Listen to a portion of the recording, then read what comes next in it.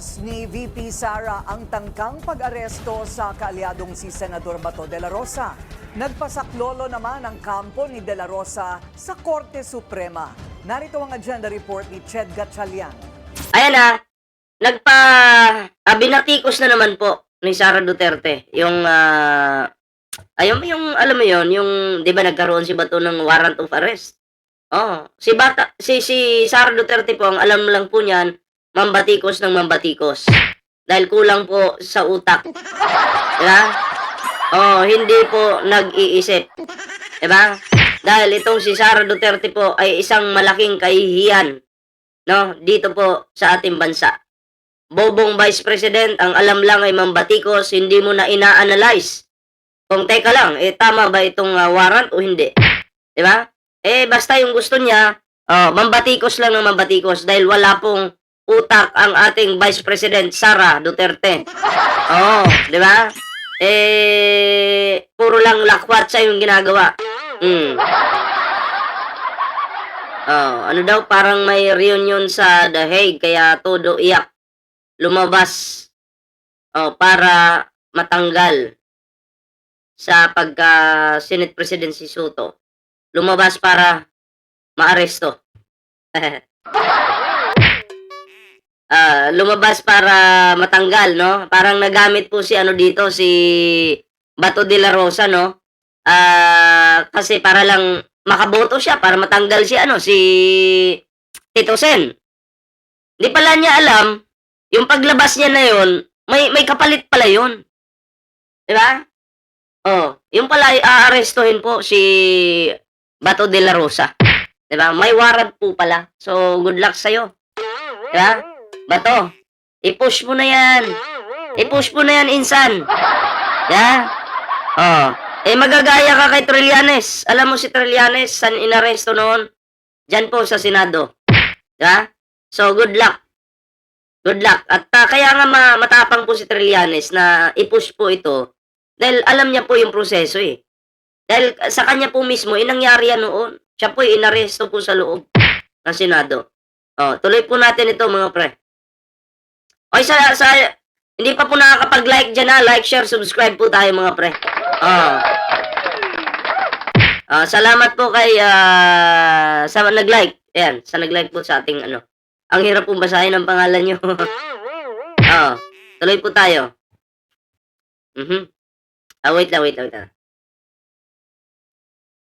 Ayusin ko lang to. Okay. Wait lang po, wait lang.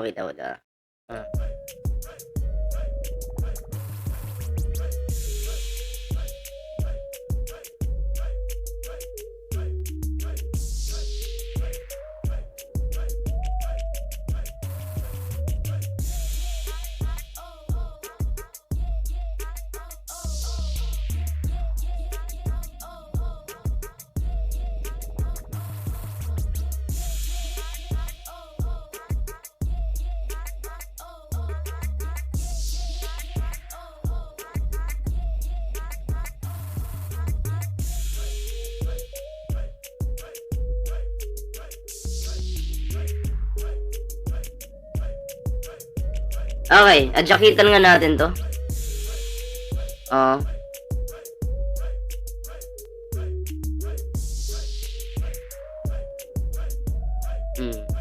Okay. Diyan kasi sa Senado, hindi ka pwede magbida-bida dyan, Ruben Padilla. Diba? Hindi ka pwede magbida-bida dyan. Sa tingin ko, wala namang paninigaw wala namang paninigaw si Kiko Pangilinan, diba? Sadyang bastos lang po si Padilla. Singit ng singit kahit hindi pa siya yung magsasalita no? Halatang hindi ginamit yung utak talaga. Tuloy po natin. Tila may pagkakahalin tulad umano ang nabigong pag-aresto kay Senator Bato de la Rosa sa nangyari noong nakaraang taon kay dating Pangulong Rodrigo Duterte. Ayon sa anak nitong si Vice President Sara Duterte. Mali yan, tulad ng ginawa nila kay dating Pangulong Rodrigo Duterte. Payag naman kami. Sige, wag nang arestuhin sa Bato. Hindi kong nalang magdusa. Diba? Di ba mas nakakahiya yun? Samantalang itong si Bato, kasama ni Digong noon sa mga planong patayan. Di ba? Oh. Kung tanong ko sa inyo, kung ikaw DDS ka, papayag ka ba si Bato hayahay si Digong naghihirap doon? Oh. Papayag ka ba? Na si Bato nagpapasarap lang sa Pilipinas. Si Digong hirap na sa Hague. Di ba? Kung ako yung anak, tangina pa-aresto pa kita Oh. Wala din to si Sara, bobo din Tanga. Mali din yun. No? Dahil ang isang warrant of arrest galing sa labas ng Pilipinas, hindi issued by a Philippine court, should be presented. Yes, pero ang Pilipinas kailangan makipagtulungan kasi may batas din tayong ganyan na ang Pilipinas pag pwede makipagtulungan, no? Sa ICC kapag ang ICC naglabas ng warrant of arrest. 'Di ba? Ganun 'yon. Kapag may warrant of arrest, automatic po ang Philippine government ay tutulong po. 'Di ba? Sa ICC. Ganun po 'yon. 'Di ba, Sara Duterte? Huwag tanga.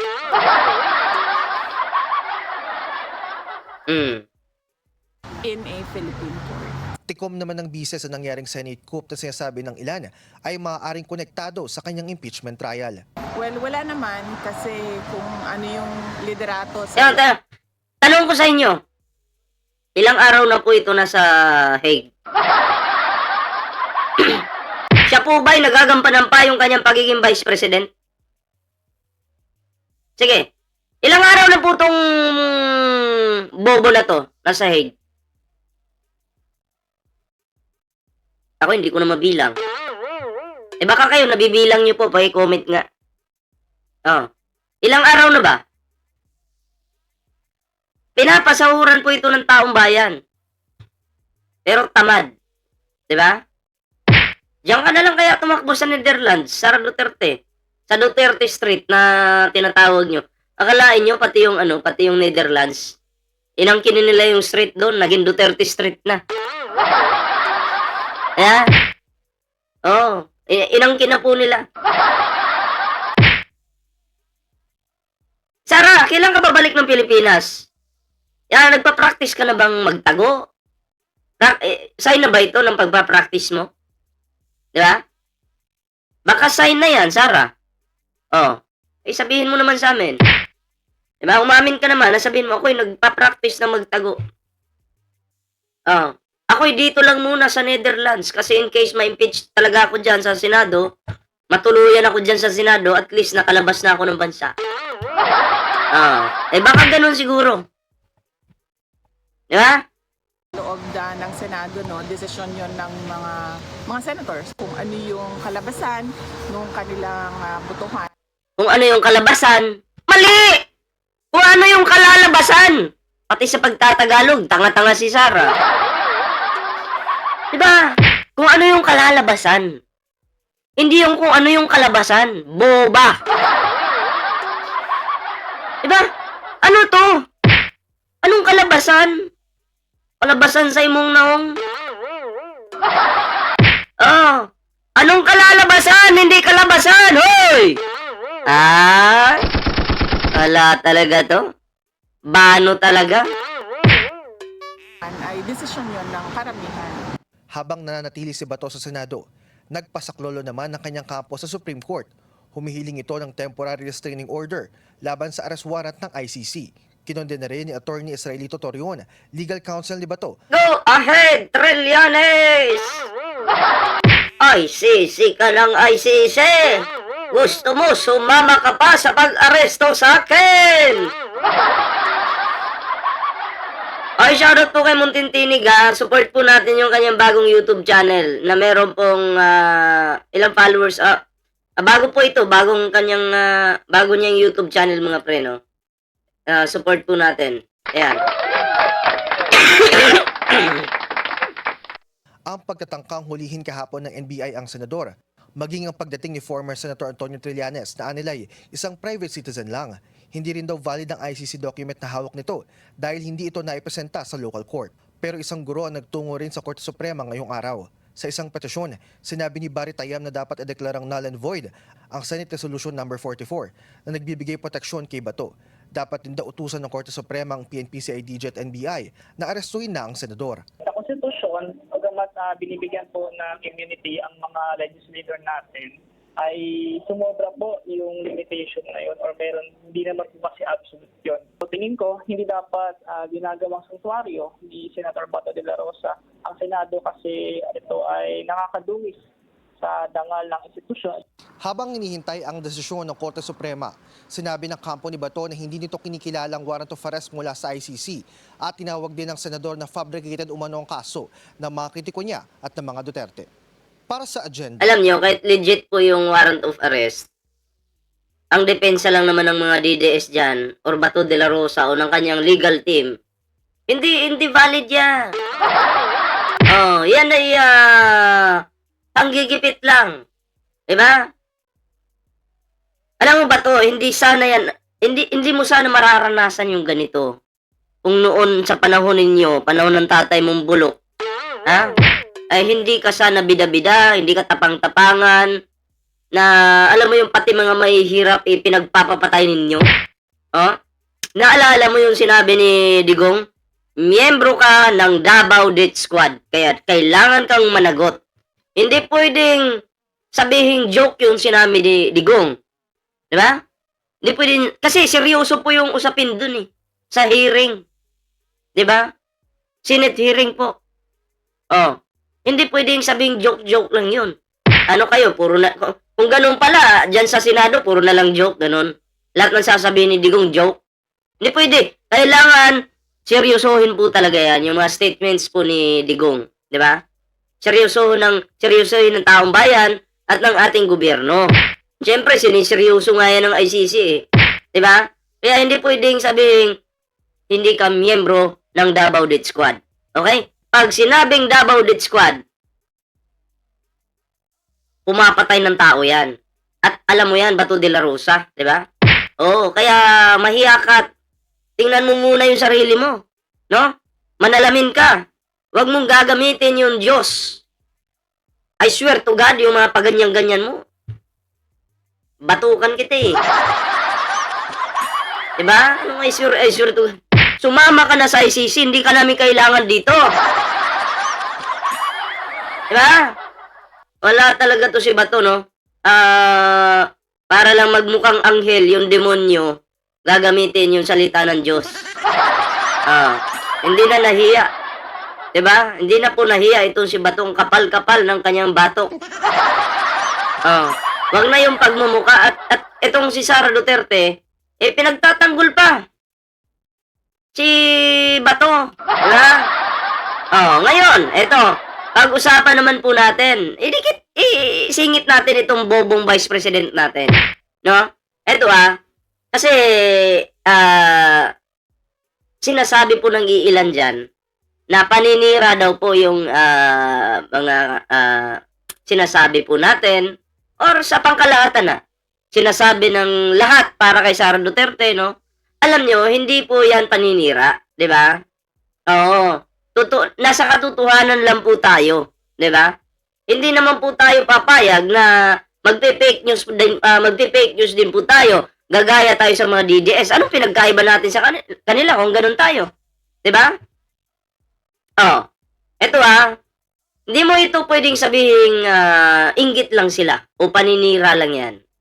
Diba? Kasi kung 257 na kongresista ang bumoto laban sa'yo, Inday Sayad, Lustay, Dutae, Sara Duterte, hindi na yan simpleng usapin lang. Diba? Ito ay seryoso. Sara Duterte, Inday Sayad, Bobo, Sara na Bobong Duterte. Diba? Ano pong ibig sabihin yan? Marami ng sawang manahimik. Ayun akala mo siguro habang malakas ang sigawan sa online, yung sigaw ni Banatbay, yung sigaw ni Ngungo, yung sigaw ng mga basura DDS ng mga pokpok na tumitira ng punong saging. Diba? Akala mo siguro kung may ganon, kontrolado mo na yung lahat. Kontrolado mo na yung sitwasyon. Diba? Ay, hindi pwedeng ganon. Walang ganon. Inday sayad, lustay dutae. Di ba? Oh.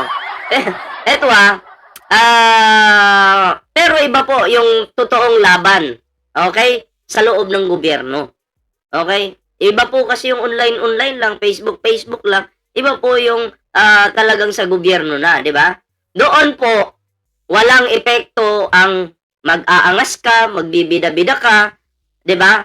Manininda ka. Wala yan. Oh. Walang epekto yung pananakot, at lalong walang epekto ang puro tapang sa harapan ng kamera. Oh, tangina mo, oh. Ganyan pa siya nagmura nun, oh. Naghanap na ako ng assassin. Na kapag ako pinatay, patayin mo si BBM, si Martin Romualdez, at si Liza Marcos. Oh, yan po yung sinabi niya noon mga pre, no? Hindi, walang epekto yan.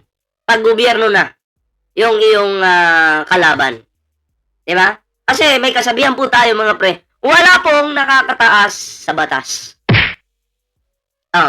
Kasi ang bumabagsak sa politika, hindi yung mahina magsalita. Diba? Kundi yung unti-unti nang iniiwan ng sariling kampo. Sino po yung iniiwan ng sariling kampo ngayon paunti-unti? Sara Duterte. Tingnan nyo. Yan si Kamanggagawa. Kamanggagawa, kilala nyo yan, di ba? DDS naman yan, di ba? Bakit po nag-yes na ma-impeach itong si Sara Duterte? Di ba? Bakit po nag-yes? Kasi sukan-sukan siguro kay Sara. At yan po yung nangyayari ngayon kay Sara Duterte. Unti-unti na siyang iniiwan.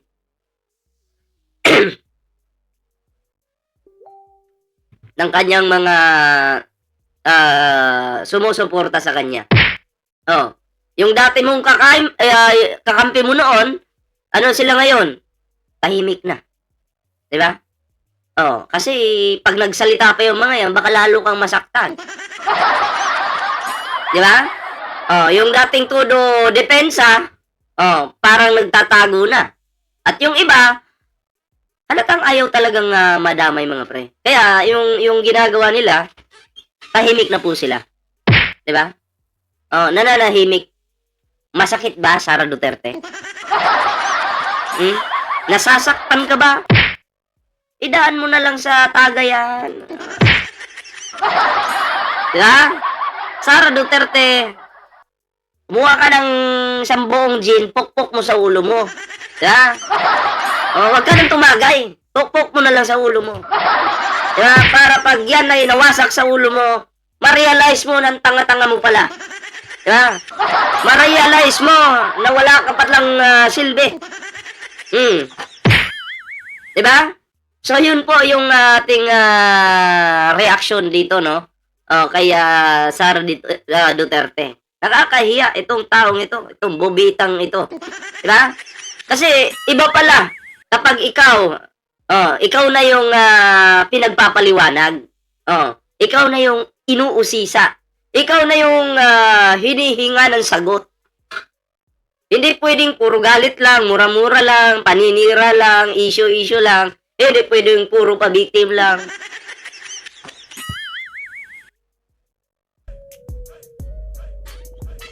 Di ba?